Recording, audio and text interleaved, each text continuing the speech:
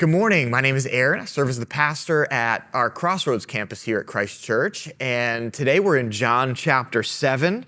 And this is kind of a rather vast section of scripture in John chapter 7. And there's a lot of different ways we could go. I've chosen to focus on chapter 7, verse 37 through 39. So let's read that together.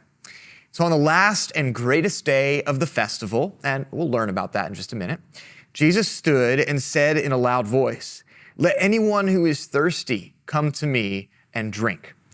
Whoever believes in me, as Scripture has said, rivers of living water will flow from within them."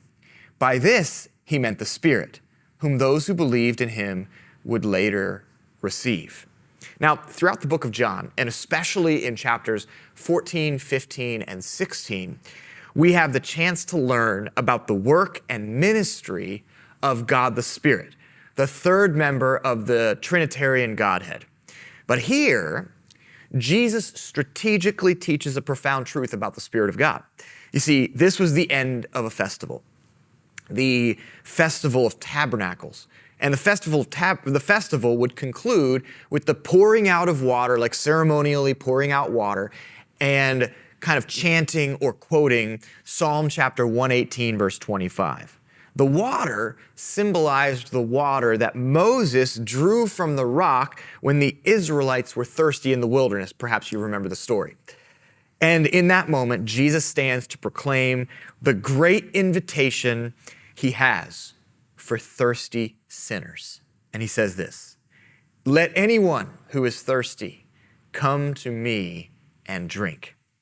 And he takes it a step further by saying, "Whoever believes in me, as Scripture has said, rivers of living water will flow from within them." So the Old Testament, leading up to the life of Christ, was clearly pointing to the deity and the messianic nature of Jesus.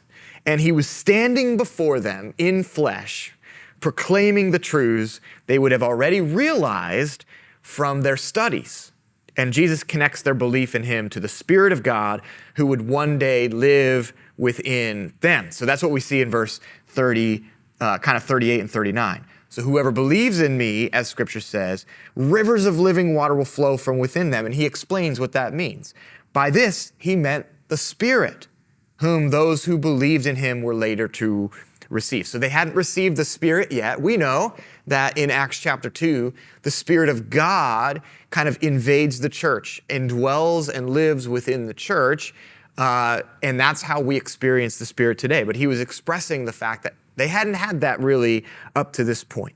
So just as water satisfies thirst and produces fruitfulness, that's what water does, so the Spirit of God satisfies the inner person and enables us to bear fruit.